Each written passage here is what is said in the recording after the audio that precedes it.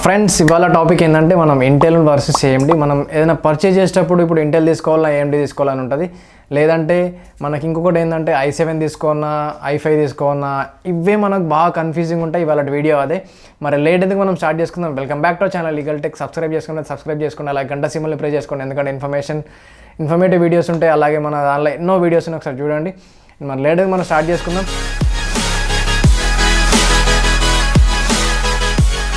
First topic ఏంటంటే మనం ఒక CPU తీసుకున్నప్పుడు ఫస్ట్ మెయిన్ థింగ్స్ ఏం చూడాలంటే మనము ఒక కోర్స్ చూడాలి, థ్రెడ్ చూడాలి, అలాగే జనరేషన్ చూడాలి, క్లాక్ స్పీడ్ చూడాలి అండ్ క్యాష్ చూడాలి. ఇవన్నిటికంటే ఇంపార్టెంట్ ఏంటంటే బడ్జెట్ చూసుకోవాలి. మనది బడ్జెట్ ప్రకారంగా మనం వెళ్ళాలి. i9 తీసుకుంటా i7 తీసుకుంటా అంటే బడ్జెట్ చాలా ఎక్స్పెన్సివ్ ఉంటుంది. అవి మంచియే, కానీ AMDలో కూడా Ryzen 9 ఉన్నాయి, అవి కూడా మంచియే. మనకు ఎంత అవసరం పడుతుంది, మనం ఎంతవరకు మనము యూజ్ చేస్తాం, దేనికి యూజ్ చేస్తాం అని చెప్పి ఫస్ట్ మెయిన్ థింగ్ అది. గేమ్స్ ఆడే వాళ్ళు అయితే ఎక్కువ గ్రాఫిక్ కార్డ్ తీసుకోవాలి. ఓకే, మనం స్టార్ట్ చేసుకున్నట్టయితే ఫస్ట్ అయితే కోర్స్ అంటే ఏంటి? కోర్స్ అనేవి ఏం చేస్తాయంటే మనకు ఇన్ఫర్మేషన్ని ప్రాసెస్ చేసి టాస్క్ని పర్ఫామ్ చేస్తాయన్నట్టు. అవి ఏం చేస్తాయంటే ఫస్ట్ థ్రెడ్స్ అనేవి వాటికి కమాండ్స్ ఇస్తాయన్నట్టు. ఓఎస్ నుంచి ఏమవుతుందంటే ఓఎస్ నుంచి హార్డ్ డిస్క్ వస్తే హార్డ్ డిస్క్ నుంచి మనకు ఎప్పుడైనా కానీ మనకు ర్యామ్కి వస్తే ర్యామ్ నుంచి CPUకి వస్తుంది అన్నట్టు. CPU నుంచి కోర్స్ లోపల రెండు డిఫరెంట్ పార్ట్స్ ఉంటాయి అన్నట్టు. అవి ఏంటంటే ఫిజికల్ కోర్స్ ఉంటాయి, అలాగే వర్చువల్ కోర్స్ ఉంటాయి. వర్చువల్ కోర్స్ అంటే ఏంటి? వర్చువల్ కోర్స్ అంటే థ్రెడ్స్. ఓకే, అండ్ మనకి ఇప్పుడు ఒకప్పుడు అయితే మనకు సింగిల్ కోర్ ప్రాసెసర్స్ ఉంటుండే, అలాగే డ్యువల్ కోర్ ప్రాసెసర్స్ ఉంటుండే. ఇప్పుడు మనకు ప్రజెంట్ జనరేషన్లో వచ్చేసి ఏమున్నాయంటే ఇప్పుడు 6 కోర్స్ కానీ 12 థ్రెడ్స్ కానీ ఇలా ఉన్నాయి, అలాగే 12 కోర్స్ కానీ 24 థ్రెడ్స్ కానీ ఇలా ఉన్నాయి అన్నట్టు ప్రాసెసర్స్ అయితే. అండ్ వీటికి డిఫరెన్సెస్ ఏంటి అసలు? థ్రెడ్స్ అనేవి ఏం చేస్తాయి అసలు? వీటి లోపల థ్రెడ్స్ అనేవి కోర్స్కి కమాండ్స్ ఇస్తాయి అన్నట్టు. ఈ వర్క్ చేయి అని చెప్పి ఇట్లా కమాండ్స్ ఇస్తూ ఉంటే అవి అనేది పనిచేస్తాయి అన్నట్టు. కోర్స్ అనేవి ఇవి ఫిజికల్ కోర్స్ అన్నట్టు. ఇవి వర్చువల్ కోర్స్ వచ్చేసి థ్రెడ్స్ ఇందాక చెప్పినట్టే. అండ్ OS నుంచి ఏదైనా ఇన్ఫర్మేషన్ అనేది వస్తుంది. ఓకే, ఇవైతే మీకు అర్థమైంది అనుకుంటా. అండ్ అలాగే ఇంకొకటి ఏంటంటే మనం చూస్ చేసుకునేటప్పుడు క్యాష్ అనేది బాగా చేసుకోవాలి. క్యాష్ అంటే ఏంటి? మనకు టైంని కానీ మన ఎనర్జీని కానీ సేవ్ చేస్తాను అన్నట్టు. అది మెమొరీ స్టోర్ చేసుకుంటాను అన్నట్టు. ఏదైనా కానీ మనం ఇప్పుడు ఏదైనా ఏం ఓపెన్ చేసినా దాని లోపల స్టోర్ అయితే చేసుకుంటుంది. ఓకే, క్యాష్కి అయితే డిఫరెన్స్ ఇది.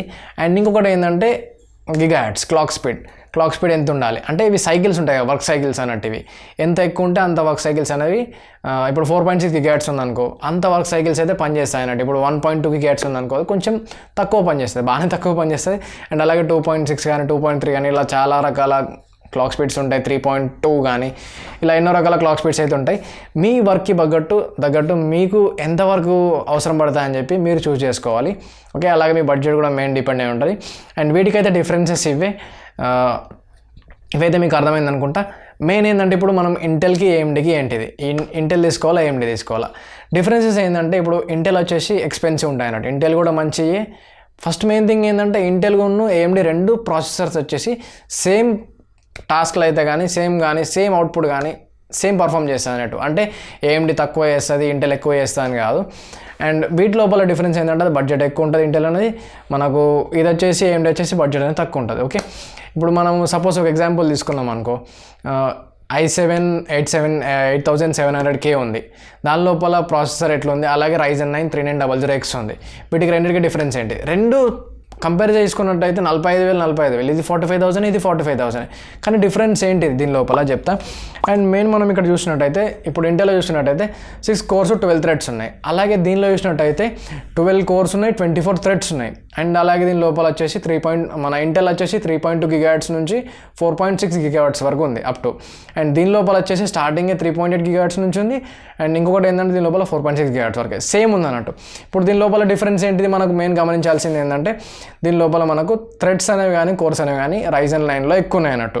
ఓకే, ఇదైతే మెయిన్ డిఫరెన్స్. మళ్ళీ ఇంటెల్లో వచ్చేసి 12 MB క్యాష్ ఉంది అండ్ దీనిలో వచ్చేసి 70 MB క్యాష్ ఉంది. అంటే మీరు అర్థం చేసుకోవచ్చు మన టైం ఎనర్జీని ఎంత సేవ్ చేస్తుంది AMD Ryzen 9 3900X అనేది. మీకు డిఫరెన్స్ అయితే అర్థమైంది అనుకుంటా.